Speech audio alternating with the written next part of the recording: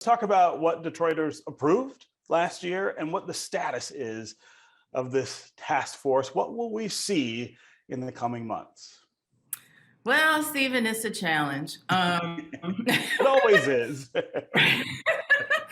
So I'll talk a little bit about this group of us that meets. So there's myself, cousin Keith over here, Council President Sheffield and her people. We had Jamon Jordan in the conversation earlier for the historical lens. There's some other grassroots activists that have been coming to the conversation. So we're kind of a de facto steering committee. And like you said, have been engaged since November. So we as a group are trying to make the most authentic and inclusive process possible, but there's always a tension with getting something done and being inclusive, because the longer it takes to do something, the more inclusive you can be. But then we're also contending with, this pressure from folks to see something happening. It's always my contention, the subject of reparations, this is sacred work. We're overturning, generations of trauma here. This is something that's going to take a lot of time to get it right. But folks are like, where's my check? So there's this tension of those two things. And I think what our group is trying to consider is, what can we do now? We need some direct service because there are people struggling now, but also create a long enough runway where we can get this right. Because this is sacred work. There's a lot tied up in here. It's not just like a wealth gap. It's like a hope gap, a worthiness gap, a self-respect gap. There's a lot tied into what reparations can and should do. Keith, the Black Caucus commissioned a poll that showed majority of Detroiters support reparations for past discriminatory housing policies and practices here in the city. Talk about those feelings and what you feel those reparations could look like. All of us remember, I think, the struggle that African Americans had to own homes in many places here in Detroit. I think a lot of people know about the struggles that we have right now keeping homes in the city of Detroit. Tell us about what Detroiters think about what we should do about all that. When we got involved in this, I got involved because of Robin Ruth Simmons. I was looking at Channel 7 one night, and she was on and she was talking about this little town in Evansville, Illinois. I was so impressed. After the show, my wife was saying, I said, I'm getting ready to call this young lady. So I inboxed her and she called me back. And so I was inspired by, she took a little city of 75,000 folks, 80% African-American, and created this new economic engine. And so I said, if she can do it here, then why can't we do it in Detroit? And then, so I got involved. Then to delve off into this, you got to know the history of Detroit. Like you said in your opening, from slavery, then 1900, there was 6,000 Blacks. Then you go to 1931. That's when the influx of Blacks came from the South, and then to come to work for Ford Motor Company. Then they had to have a place to stay, and they moved us over there, Black Bottom and things like that. And so I got to seeing, so I got to think about how much wealth was stolen from us, okay? And so if you look at it, then Black Bottom, and then this 375 movement, then 1941 on Burwood Street, how they used federal dollars under the auspices of urban development, as well as they did Black Bottom. We didn't have a place to stay. And they did it with ordinances, restrictive covenants, and using the words slums, so they can use it as urban development money. And then I got more deep into it. Then I realized up until 1971, Black folks could not live in Rosedale Park because of restrictive covenants. And so I look at it like this. I don't look at it as a cash handout. I look at it as a redevelopment of the city, and African Americans leading the charge on it, such as housing. Housing is where all the wealth was lost. And so, like Lauren said, this is sacred stuff. I cried when I got involved in this.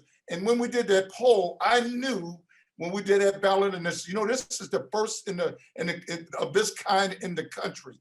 I just came from December 12th. I was at a reparations convention sponsored by Robin Ruth Simmons in Evansville, Illinois. It was 40 cities. Detroit is the true chocolate city. San Francisco, LA, they got Black folks, but nothing like Detroit. And so I said, if Detroit can be the lead dog in this initiative, if we just come together, like Lauren said, we're going through some family issues right now, and we're gonna get through it, when you get us all together as a family, but it's all about love. But now our language says the city council got to set the task force up to make recommendations on economic development and housing. Yeah, yeah. So Lauren, we've got a question from Kelly on Facebook, and I want to put it to you. She says, why do you think there's so much resistance to reparation? I think that's an interesting question to talk about the things that we are uncomfortable talking about, right? It depends on, yeah, which group are we talking resistance from? I think Black folks resisted because we have a lot of pride for what we've been able to accomplish. And again, like Mama Watson said, and we all say, it's not a handout. It's, for work served. So there's a lot of pride on the part of Black folks. I think that other groups, I would just say anti-Black racism. Like in your opening segment, you talked about the other ethnic groups that, were compensated for their pain and trauma and time served. And I think if apples to apples, harm done, compensation. What's the differing factor in those groups and us other than, our color? I really think it's specific anti-Black racism that people don't want us to have anything. No, I think there's also, there's a dimension of this that differs from some of these other groups, right? After the Holocaust took place during World War II, the Germans were sorry for what they did, and they were made to be sorry by an international community. But there was a feeling that they did owe something to the Jews who were victims. After Japanese were interred here in this country during the war, eventually there was an apologetic imperative to try to make that better. I don't think that has happened quite yet with African Americans. It certainly didn't happen after the Civil War. No. There was a backlash that was angry that African Americans were free and wanted to compete for all the resources that everybody else did. You move up through Jim Crow, the Civil Rights Movement. Today, we're fighting about the language that the President of the United States is using to describe his next Supreme Court nominee, who would be the first African American woman to sit on that court. I think that's part of what is missing. There is not an imperative to be sorry. That's correct. But what is at the root of that? Oh, right. Yes. Why is that? I think also there needs to be some education around what our contributions were. Like even for Black folks, everything I know about Black history, I learned starting at the age of maybe 35.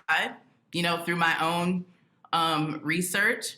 So what does it look like when we have a comprehensive understanding of what our contributions actually were? So, we were doing a reparations program at the Charles H. Wright, and one of the participants had his grandfather show up, who was an actual sharecropper. So he walked us through his day as a sharecropper. After his testimony, we all understood why we were worthy of this compensation. But everybody doesn't have access to stories like that. But what if everybody did?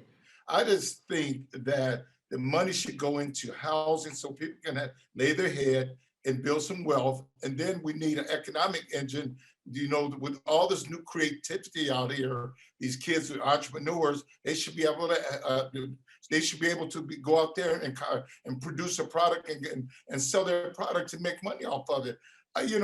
This is not about a handout. This is about a hand up. And we're not asking for somebody to do something for us. And then you got some African Americans going through that psychological problem. They don't want to be under the auspice of thinking that somebody gave them something. But guess what? It would take us 233 years to catch up with white America and their wealth. And so somehow we got to close this gap. And why not in Detroit? Why not in Washington, D.C., where we know, I grew up in Detroit. I was born and raised in Black Bottom. I was born in Women's Hospital. The street, East 4th Street is still there. It's old King's football field where we live. And so I came from that. We moved from there to Northwest Detroit in 1957. So I get it. But, you know, currently we got this tax problem on the 600,000 of the assessment part of it. And we need to do something about that. So it's like a smorgasbord of things, but I think housing and economic development should drive this agenda. A lot of folks had their hand in causing the pain and the harm in African Americans. All I want to see is Black folks get repaid and we get our dignity back and we can have a brighter future for all our kids. I'm 66 now, and I went to the whole shot of city Detroit. I just want to see a vision of a hope. And like my acronym for hope is this: helping our people elevate. I want to see people elevate to a new standard of living and where they can prosper and they can enjoy the American dream.